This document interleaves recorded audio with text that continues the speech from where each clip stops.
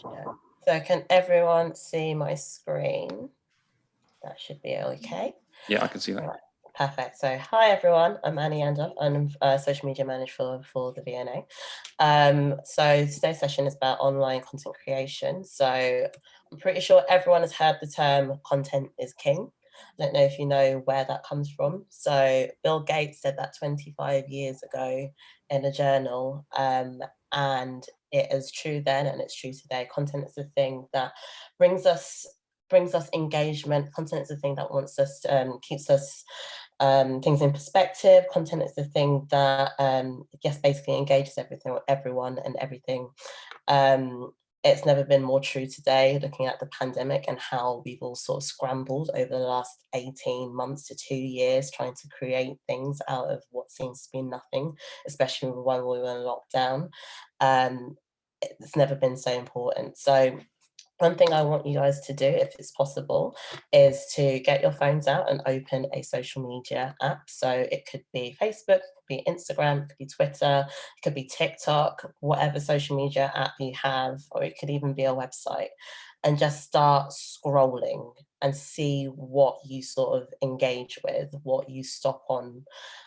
The whole point is there is so much content that is out there that is at the the click of our fingers. There's very few things that we actually want to sort of physically take note of or engage with. And the whole point of creating content that works and engages with audience is to create thumb-stoppable content. We are constantly scrolling. There's so much that is so much competition out there.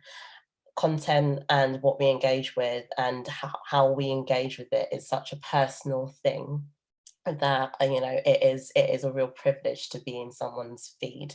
So in the 1-2 minutes that I've been speaking, think about how many things you've actually engaged with. That's probably 1-2 maximum out of maybe about 10-15 posts that you've actually seen in this particular time.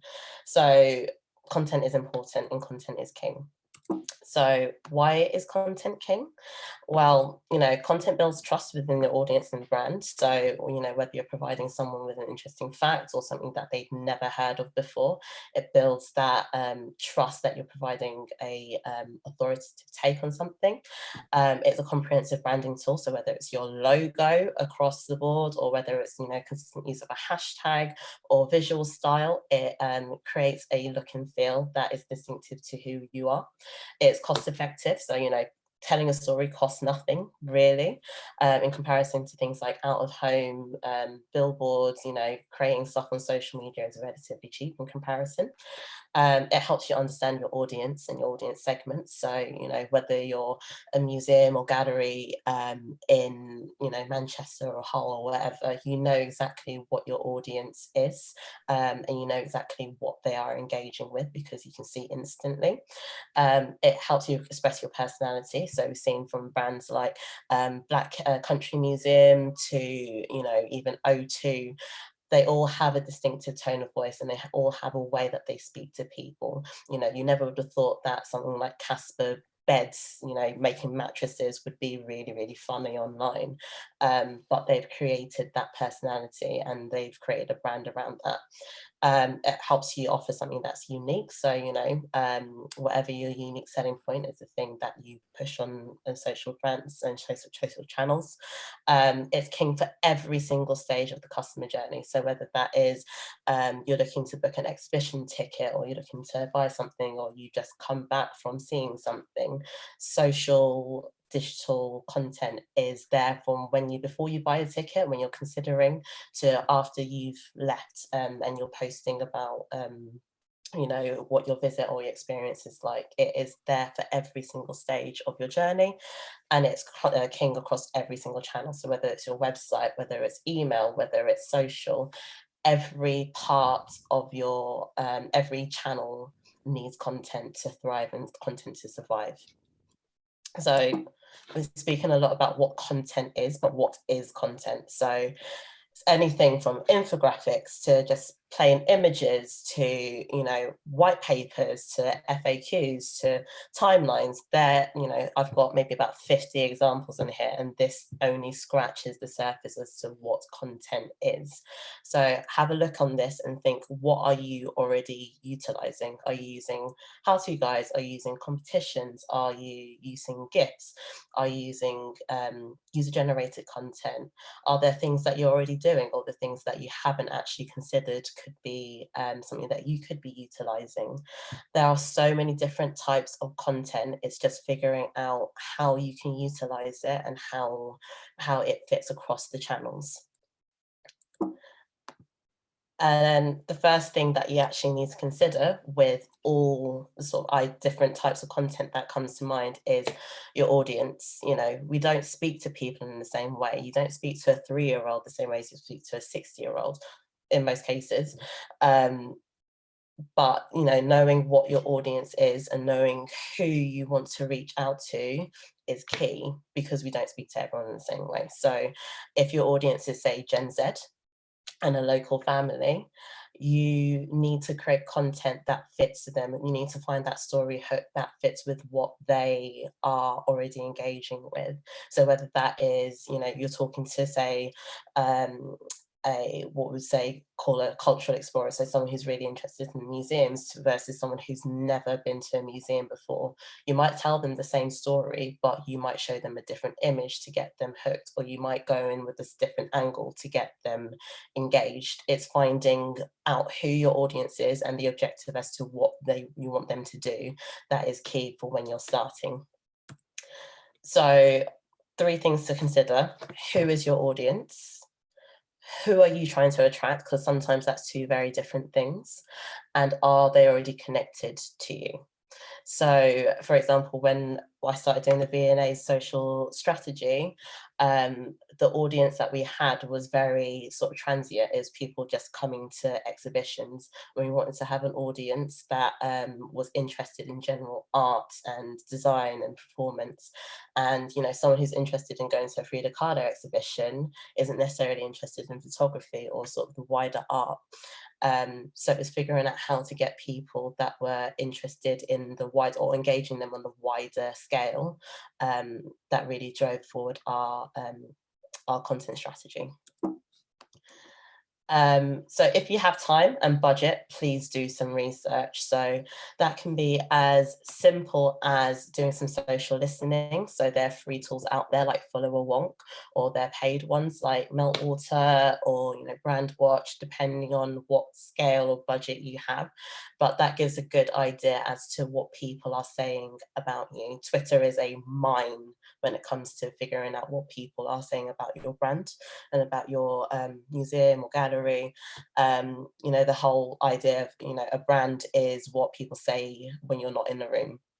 This gives an idea as to what people connect your brand with. So whether that's a word cloud or getting an idea of the sentiment, it allows you to see what people associate you with and what their own interests are. And it can be as simple as also just analysing what has worked in the past, whether it comes to campaigns and events, whether you've got something that is coming up that is similar, what you've done in the past, all that information, or even, like, you know, audience exit polls when it comes to visitors. Having all of that information is going to help you shape what you know about your audience. And sometimes it's literally just as simple as asking who is your audience. So, you know, you could put in surveys and polls, and finding out actually what kind of content they already engage with. User-generated content is also a really, really good and easy way of understanding who is following you. If you look on, say, Facebook or Twitter or Instagram, actually Facebook and Instagram are best for this.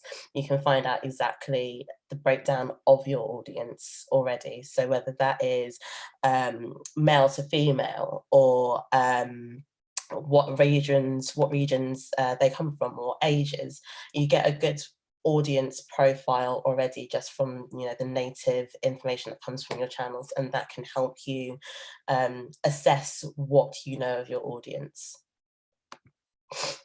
So yes, knowing your audience is vital. Knowing your audience will help shape what your content is going to do going forward. And knowing your audience is just going to, help you know what your objectives are. And that comes to creating a strategy. So I think there are 4 things that you have to look at when it comes to creating a content strategy. So doing a content and channel audit, so knowing what channels you're on, knowing how people use the channels, and knowing what content has already worked on the channels. Doing a competitor research. So we looked at 3 different types of competitors. So the people that we consider to be, say, direct competitors. So whether that is, say, like, people who've got, or brands that have similar size in terms of footfall coming to us. International competitors, so competitors that are doing things that are similar to us but overseas. And then cultural competitors, so stuff that, so we're looking at places like Netflix, because they've got a wide range when it comes to their audiences, but know how to target based on, they are basically there for everyone. So it was interesting to see how they structure their content based on that. We also did social listening, audience analysis, which I've already gone into, and we looked at the tone of voice and visual styles. So those are 4 things that we recommend you look at. And then audit what you've already done. So I looked at the last 6 months of content that we had put out, and looked at what had worked, what hadn't worked, what is the best performing, what types of images people seem to be, engaging with. Were they fashion related posts? Were they, were they photography related? How long were the characters? How long were the posts? What bits and what pieces actually worked well? Auditing what you have and auditing what works well is also useful, but also auditing what kind of content you already have is also useful. So whether that is, you've got libraries of images, or you already have videos, starting from what you have allows you to figure out what you don't have, and allows you to figure out what you can change, and cut and paste into creating something different. The other thing that we do is we plan out our key moments. So we have a calendar which has every single sort of key date. So it's everything from William Morris's birthday or Balenciaga's birthday to silly stuff like World Tortoise Day.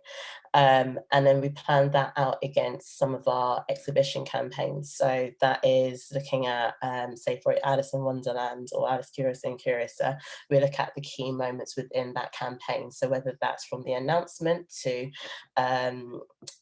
particular birthdays of Alice like Liddell, so the person who's the original Alice, that is all planned against our general calendar versus all the exhibition calendars and all the points of the year that we know are important to us. And whether it's like launch week or closing week, we know the key moments that we have to hit within the year, and that also helps us plan out the content peaks and troughs.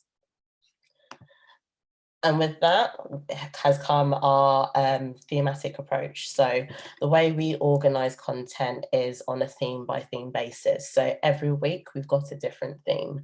So this allows us to talk about everything and anything, but within a sort of set narrative. So for example, this week, because we're within Black History Month, is focused solely on Black History Week, Black History Month, but next week is going to be How's It Made?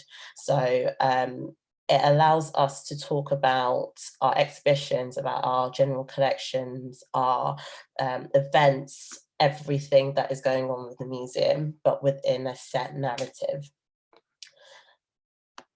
So for example, like how we used to break down content, it was mostly exhibition heavy. So out of the 6 images that you see here, 5 of them are exhibition content related. And that again meant that we were engaging with audiences who just wanted to see one exhibition. As soon as that exhibition ended, those audiences were gone. And that didn't help us build anything. It only meant that we were hitting content strands for one particular audience that it wasn't building any brand loyalty. So by changing it into something that's a little bit more balanced, being able to talk about everything and anything, and means that, you know, if someone is interested in fashion, they know they're going to have a fashion related post every week. Or if someone's interested in a particular thematic thing, then, you know, they're going to engage really heavily for that week, and they might engage heavily, you know, in a few weeks time, because the next week's content isn't going to be for them. It just means that we've got a more holistic approach to content, um, which allows us to be organized in our approach. And, you know, we've got 2.2 million items, a bit like, where do we start when it comes to telling stories? And this gives us a very set and useful narrative, and allows for other people to contribute because they know what weeks they can contribute to. But, you know, every museum or every brand is different. So, for example, someone like Museum of Brands, every day or every other day, they've got very set content pillars. So they've got something like advert of the week, or they make sure they've got a jobs post, or, you know, they're very much more events orientated.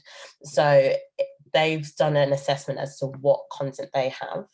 I think they're quite limited in the visuals of what they're allowed to share because of copyright stuff, but they have taken what they know they kind of can't do and created a content strategy around that.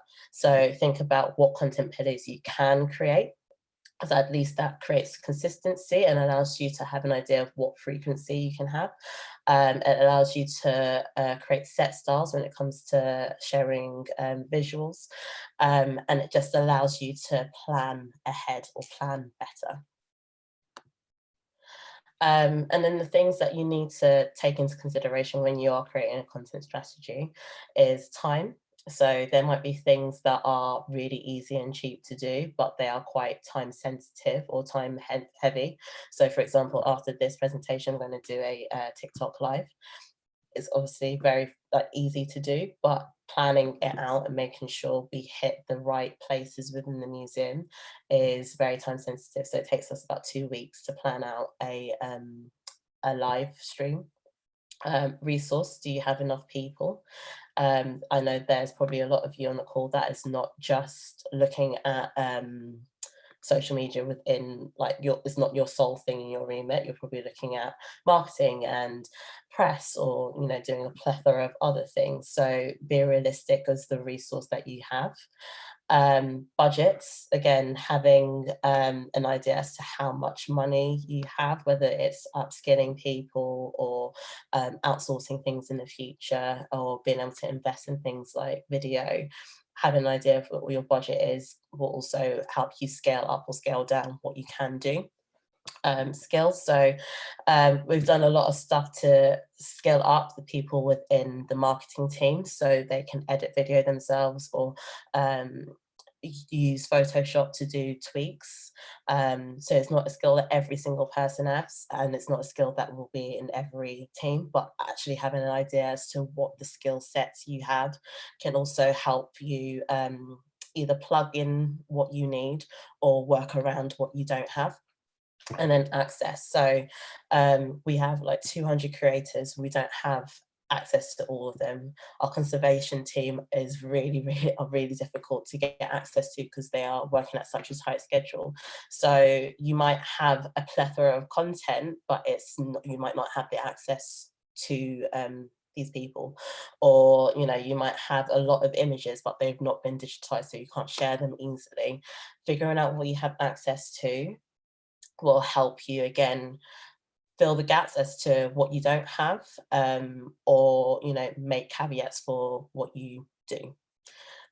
So keep that into consideration. And then be realistic with what you can do. So not every single thing that you create is going to be like a cinematic quality Avengers level style thing. But having, say, a live video is a nice, cheap, and easy way of engaging with audiences, because, you know, the way that audiences now look at live video, they're a lot more forgiving than they were like 5 years ago. Not everything has to be really, really high quality, it does have to be engaging, and you do have to tell a story. So be realistic with what you can do. If you don't have enough content that will stretch for 5 posts a week that are going to be good quality, take it down to 3 posts. Be consistent and be realistic with what you can and can't achieve, because that is going to put you in better stead and is going to help you build. And then know when to outsource. So again, you might not have masses of budgets, or you might not be able to work with a videographer, or outsource particular bits of content or campaigns to people. But if you know you've got something really, really big coming up, then that's where you put your resource, or know when to outsource stuff to. And just keep that in mind, especially if you're time poor and resource poor, know when to outsource.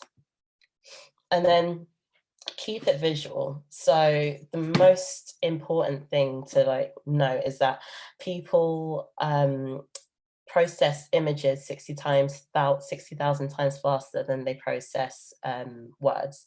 So that's why channels such as Instagram and TikTok are thriving, because the visual is what keeps people in. So again, show of hands, I'm going to show you 2 slides. When we did our visual audit, can you tell me which slides you think performed better? So this is the first slide, and this is the second slide. One of these slides is our top performing post. One of the post of the week. One of the slides is our worst performing post of the year. I think it's pretty obvious which one it is. Whoops. So this is our worst performing, and you can tell it's our worst performing because it is dark, it is pretty abstract, it is just a little bit, it's too text heavy, the images aren't particularly engaging, the text is quite long, it's just dark and a bit dingy. Whereas our best performing posts are bright, the text is quite short, you can see that the images are visually engaging, or the videos are visually engaging. There's quite a stark difference. So when we did our content analysis, this is what we found worked better. And if you do a content audit, having that stark contrast will allow you to sort of figure out what has worked well and what hasn't worked well. But this has also allowed for us to completely change the way that we write content. So before, we were pretty long with our posts, and we've changed the way that we write, so we're more engaging, posts are a lot shorter. We tend to lead with one fact, maybe have a pun or like an opening line, and then we lead people back to the website. This allows for us, we like to say that social media is like the appetizer to go on to different things like the website, or YouTube, or whatever call to action we want people to have. I've worked for clients in the past that would only allow us to have 7 words in a social media caption, which is a little bit stingy. But having short, snappy, relatable content or copy tends to work better than having paragraphs of text, when the first thing that people will engage with is the image. And not every image that you're going to have is going to be a winner. Not everything is going to be beautiful and bright like this. Sometimes, more often than not, you'll get something like this.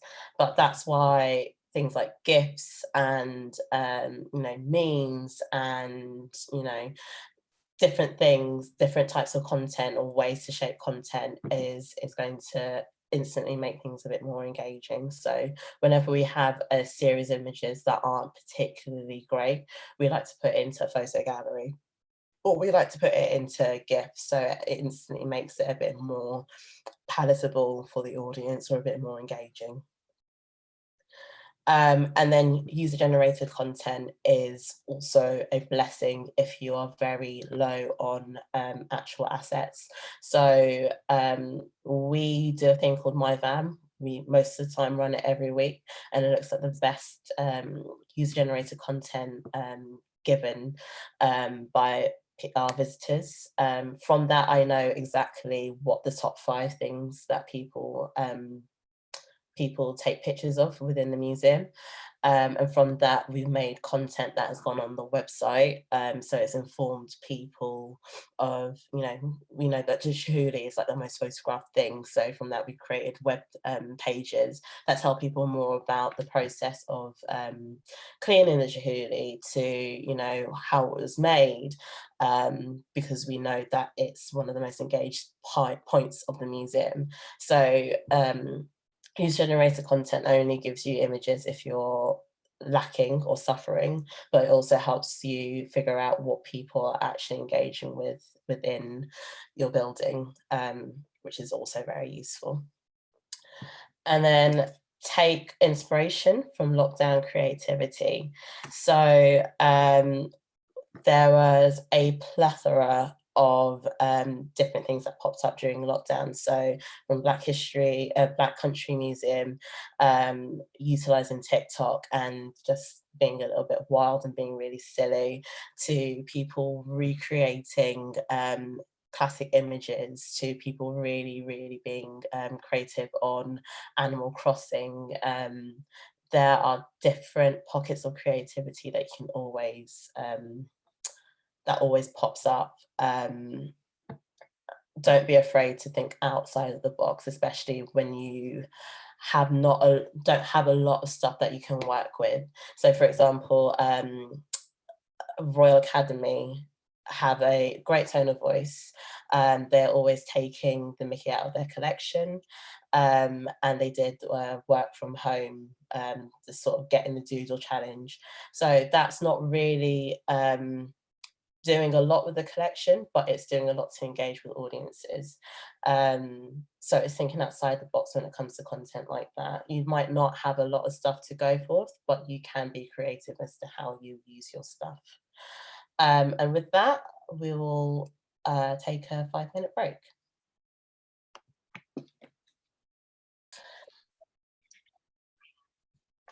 Right, so the next session is going to look at sort of just general storytelling. So telling stories is basically the basis of content, but it's how you distill the stories. So a good example of this is John Lewis. Again, not everyone is going to have masses of John Lewis budget. And they obviously work with big agencies to do this. But what we can learn from John Lewis is how they distill the story. So from the TV ads to the build up to how they use, say, like filters across different channels, they're a good example of how they distill a concept across multiple sites. So whether that is within stores with the display, to merchandise, to online presence, they are a good example of multi-channel usage of telling the story. So every Christmas ad that they have, they do the exact same type of rollout. So they treat a campaign as a all-encompassing thing.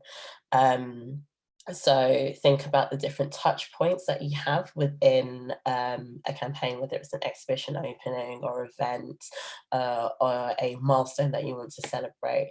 How do you roll that across your social channels? How does that then affect your website? How do you use email? How do you make it into a presence when, in the physical, and how is that all connected? And then on a smaller scale, you've got something like Roald Dahl Museum.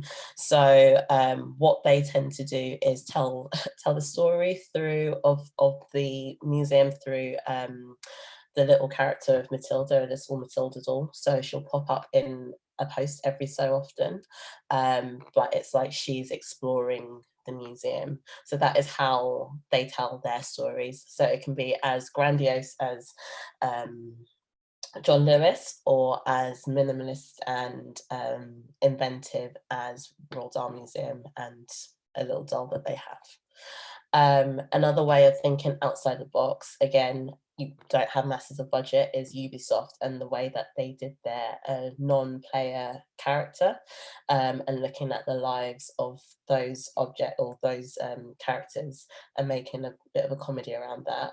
And to put into context, for their Troy exhibition, British Museum did something similar and told the stories of the different characters involved. So taking inspiration from bigger brands and what different out of sector people are doing, and looking how you can distill what they're doing in terms of storytelling within your own sector is a good way of trying to think outside the box.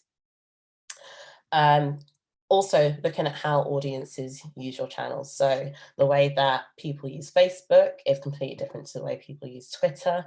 It's completely different to the way people use Instagram, or how people engage with email, or even TikTok, you know. One of the things that I like about, say, Derby Museums is that they are very events focused and very, you know, they're very local in terms of what they produce. So they know that they've got a certain amount of footfall, and they cater to those who are coming to the museum, rather than trying to, you know, be like a massive international brand. So they really engage with people on the local level. And they use that same that goes across each of their channels, but not everyone is going to be like that. So for example, London Museum of Water and Steam, they are very community focused on their Twitter, but for their Facebook, they are very much events led, and their Instagram is very much more of like a how's it made visual look and feel. And that's actually quite similar to how we tackle things at the V&A. So our Facebook is full of events. Our Instagram is mostly focused on the visual, and Twitter is mostly focused on the broadcast, because we know that the way people interact with our Twitter is very much more of a voyeuristic way, as opposed to our Instagram, which is the most engaged, and our Facebook, we know that our audience is actually tends to be quite young. In terms of this makeup, but our older audience are the people that are the most engaged. So even though our biggest audience is 25 to 34, our most engaged audience members are 45 to 60. So what we put out on Facebook is different to what we put out on Instagram and what we put out on Twitter. And that's also completely different to what we put out on TikTok, which is a completely different kettle of fish. So figure out what your audiences use your different channels for, and tailor, if you can, tailor your voice, whether that is maybe using a slightly different image, or tweaking the copy slightly, or you know, we put out, like, say 40 posts in a week, and there are some duplication between each of the channels, but there'll be stuff that we will put out that's specifically for Twitter. There'll be a post or two that we put out that is specifically for Facebook, and there'll be a post or two that we put out that's specifically for Instagram that you won't see on the other channels. So figure out how you can tailor the voice to the channels, depending on how the audiences use it. And the biggest thing that I can recommend is invest in video if you can. So video is the gift that keeps on giving. It is only getting bigger in terms of how people use it. It also allows for you to, it's got so many different uses. So whether that is behind the scenes stuff, or being able to take screenshots of videos that you've used, so you've got image, like just sort of still image that you can use at a later date. You can literally take, you know, 5 seconds of a video and make that into a GIF, or use it as like a quote. You can do talking heads, you can do tours. There are so many different types of video content that you can create for the cheap if you don't have massive skills or videographers. So we use something called Vimeo Create, which is £20 a month, and it is the most, like, a 5-year-old could use it. And we put, when we have a bit of a dull post that we've got to put out, we'll maybe use a series of video or a series of images, not even videos within the collection, images, and put a bit of text, and that creates a 30-second engaging video, and it takes us about 30 minutes to do. So and it means that you can use it again, or you can tailor the video or change the video accordingly. There's so many different things that you can do with video, and so many engaging things that you can do with video. When it comes to algorithms, it's the thing that is pushed up the most. And it's the thing that you can tell the best stories for. Invest in video if you can. It doesn't have to be, again, a massive Hollywood production. It can be as simple as a slideshow. But invest in video, and invest in video tools, because that is going to help you in the long run and get you more engagement. So yeah, remember, everything doesn't have to be polished, but it should be engaging. And utilize the tools that you have within the platform. So Instagram is brilliant when it comes to editing videos. So you've got Instagram Reels, you've got Instagram Stories. You can lighten up a image within Instagram. You can export stuff. You've got Instagram TV. It is built for video, same way as TikTok. TikTok is basically a mini editing suite within a platform at your fingertips. You can do so much within TikTok. Not to say everyone should be on TikTok, but all these platforms are gearing themselves be it to allow you to share video in a very easy and very quick way. So utilize that. Sometimes when you're filming stuff within, say, Instagram, it often lightens stuff up for you, or puts a filter on it that makes it look better instantly. So and again, don't be afraid that it's not perfect, especially with, say, live video, because audiences are used to things being a little bit authentic, should I say, as a better word of saying a bit shaky. And invest in basic equipment. So we have a camera phone. I think it's the Google Pixel 3, that is just known as the social media phone. And basically I've given that to our conservation team, and they're just taking videos for themselves. We've got a gimbal. We've got a tripod, we've got a small amount of lighting, we've got a lens, and we've got a mic for when we're doing, say, talking heads. But having that small level of equipment, and you can get some of these things from like the gimbal cost us £20 from Amazon. It's not been a massive investment, it's not heavy duty investment, but it has allowed us to change the way that we do lives, so that it's not constantly shaky. It's allowed us to just give stuff to teams that we've not been able to access before, because they have been so busy, and for them to create their own content and empowered them. It's allowed us to do so much more, get so much more content, just with like £100 worth of investment in terms of the accessories. And sometimes people will literally just use their own phone. So our conservation team, some of them have just started taking to utilising their own phone, because they've got a good enough camera. They'll shoot a time lapse from one of the tripods that we've given them, and then that is content that we use on our Instagram. So like last week we posted something that the conservation team created. It took them 40 minutes to do, but they made it into a time lapse into 20 seconds, and that has literally just gone into our Instagram feed. So investing in equipment allows you to get content from places that you never thought you would potentially get content from. And there are so many tools out there that will help you create content. So whether it's Vimeo Create, like what we use, which is nice and cheap, to iMovie, to, Lumen, there are so many different types of software, some free, some very, very cheap, some a little bit more expensive, that will allow you to create content. So it's just finding out what the best one is for you.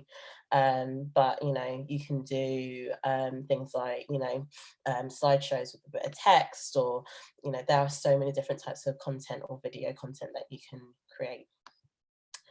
And the next thing is evaluate whether or not it's working. So we do a weekly report and a monthly report, and the weekly report will look at the basic stats. So followers, engagements, reach, engagement rate. So engagement rate is the number of engagements versus divided by the number of the amount of reach, and it gives you a percentage. If you didn't already know, and that is the engagement rate. So we mainly based our content on that. So from that, we know exactly what has worked and what hasn't worked, and we look at the best performing posts of the week and the worst performing posts of the week and do a dissection as to why things have or haven't worked.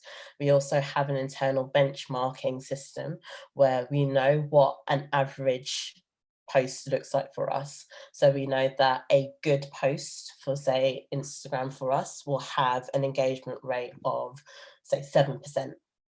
And if a post performs above that, then we know that's a really high performing post. If a post performs below that and say gets like 4%, we know that that is not a well engaged post.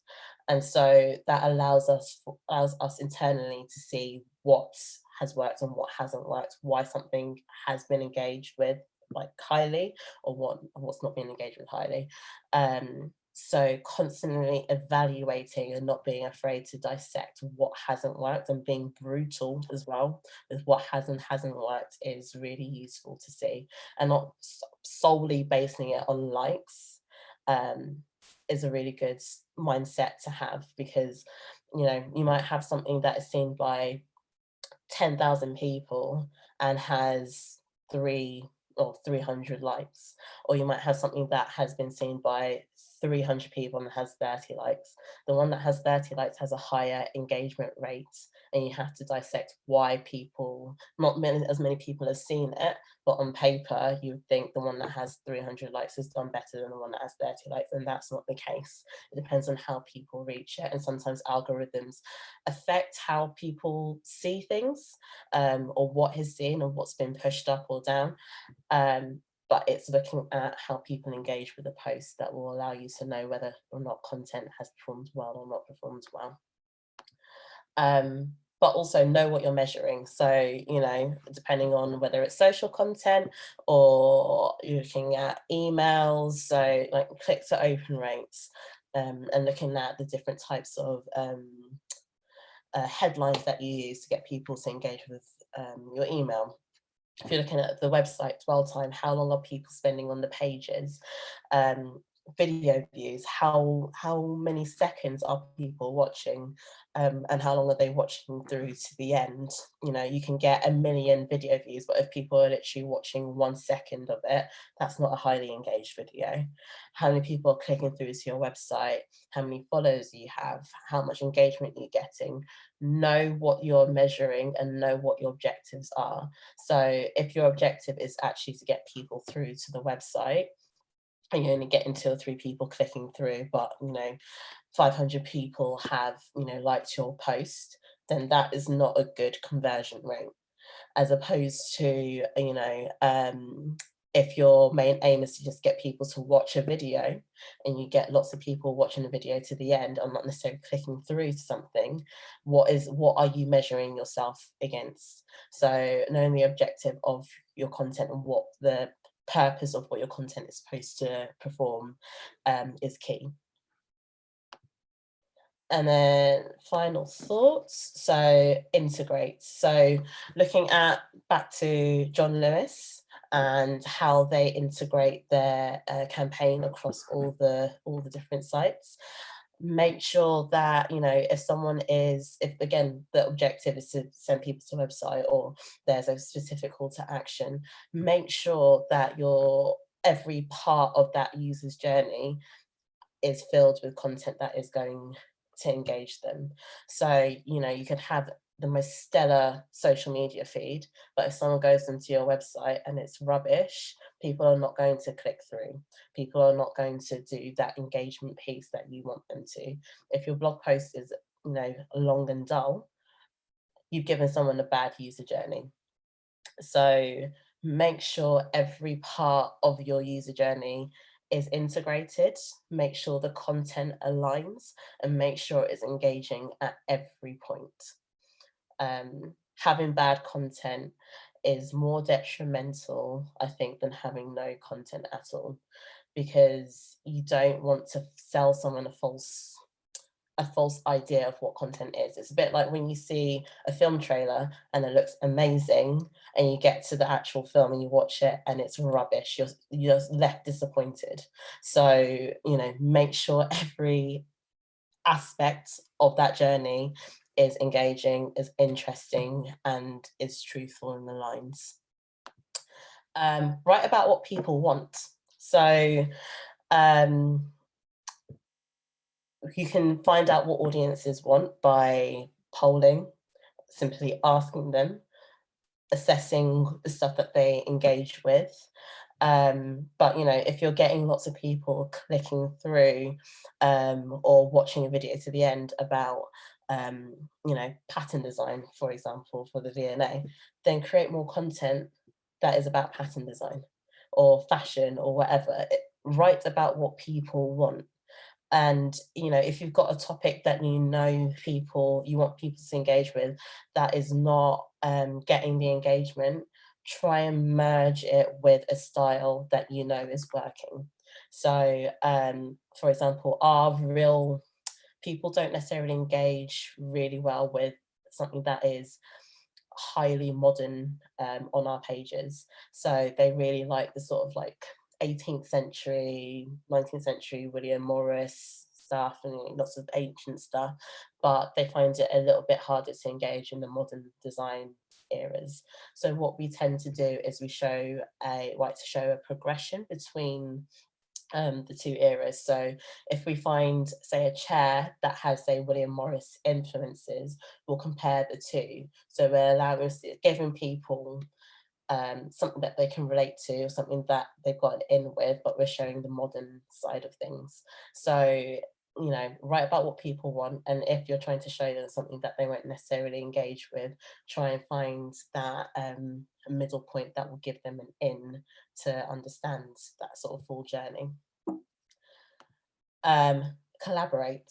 So I don't know how many people have used influencers, but collaborating across the board, whether it's utilizing people within your staff, to sort of local influencers, to, you know, artists, or, you know, even your own audience, is really, really useful and really interesting. So, for example, these are some of these influencer bits that we've done.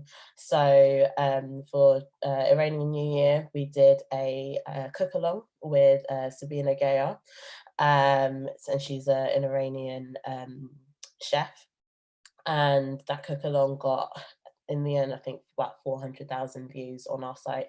But it was something that was authentic. It was in celebration or in partnership with our Epic Iran exhibition. And she has a very concentrated Iranian following. So that works well.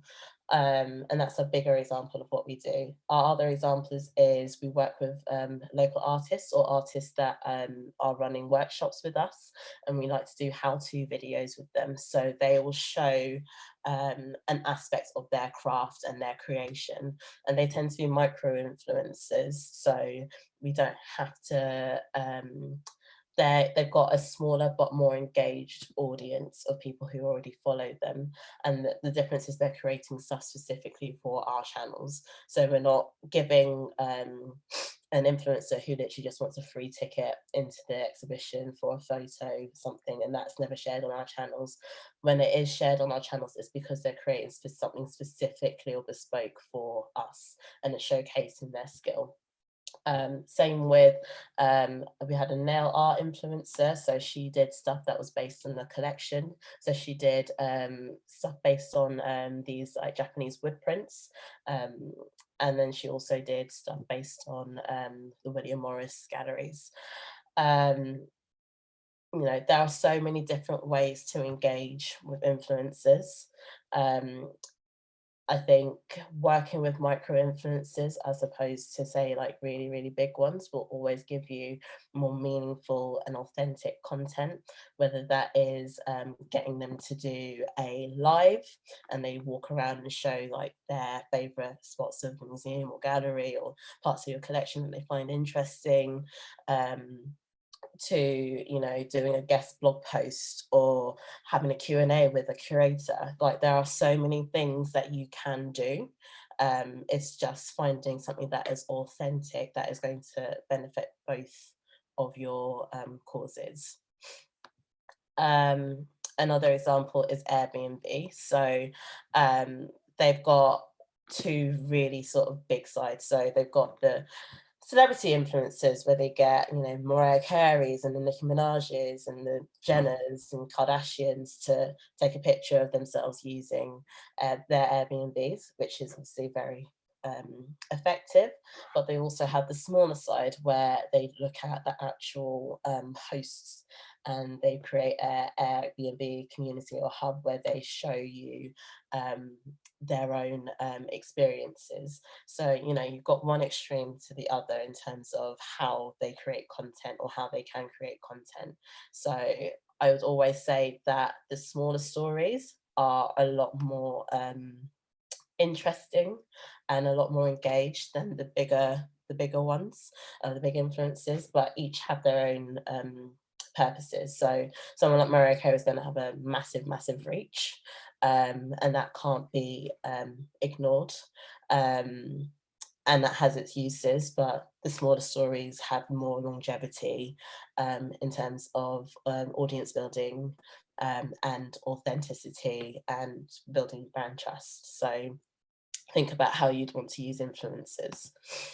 And try and be as integrated as possible. So make sure that you have your social handles across everything. So whether that is in print media, so like flyers in your cafe, to articles on your website, to emails, have as many social handles like visible, because, you know, you have to be able to show that your content goes across the different channels. So, or, you know, it can be as simple as a hashtag everywhere, so people can find different stories around. And then track everything. So you can't know if something is working or something is having the desired effect when it comes to content if you don't know where it is going. So one of the best things about digital is that you can see the footprint and the user journey. So you know exactly where people are tracking or where people are intersecting with your story. So invest in Google Analytics training because you can see that. But you know, someone might see a ad on Facebook, and that might lead them to go to the website, and they might not necessarily purchase something straight away, but they'll go into your Instagram and they'll get reminded. So having that consistent user journey and being consistent with your content and that content journey, and being able to track the different points that people are going to before they finally decide to make a purchase or go and visit or, you know, act on that call to action, is useful. And then always have an objective in mind. So as I said earlier, you know, if the whole point of content is to say engage with a particular audience, make sure you engage with that particular audience. If your whole idea is that, you know, if you want to get local audiences, concentrate on creating content that will do that purpose. If you're a museum or gallery or whatever that only has 20,000 say only has a 20,000 capacity footfall a year, you can't expect your content to be reaching millions of people. It might if it goes viral, but that's not what the purpose is. The purpose of your content is to engage with the audiences that are actually going to come to your site.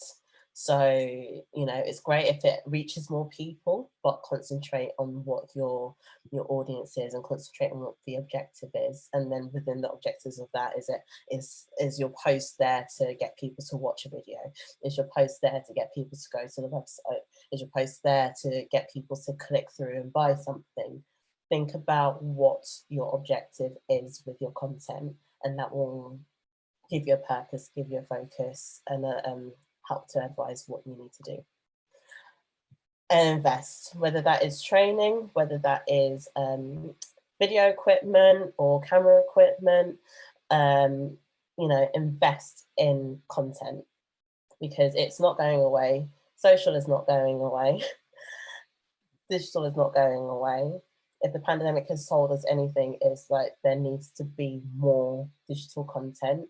You can't continue to post the exact same thing over and over and over again, because that again is more detrimental to audiences and building audiences and audience engagement. If they've seen the same post 5 times in the space of 3 months, that is not going to engage with them. That is, in fact, it feels spammy. So investing in different types of content and different content expressions is going to be more fulfilling and more of a benefit going forward.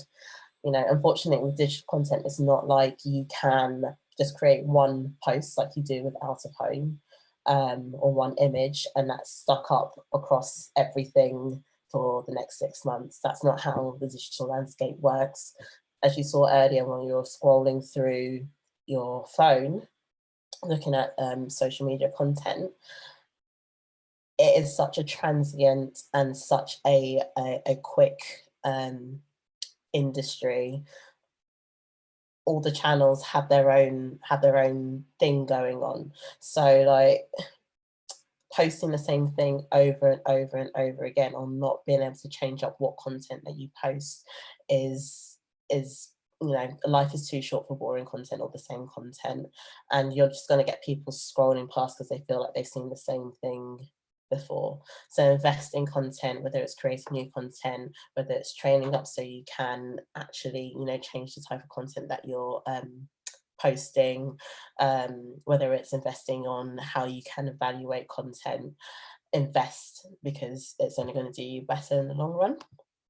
And be consistent. So again, if you know that you only have enough good content for 3 posts and you're trying to stretch yourself to 5, it's better to have 3 solid posts than 5 just mediocre posts. So be consistent in what you're putting out and make sure it's consistent across the different channels, because again, you want to make sure that the user journey is worth it and consistent.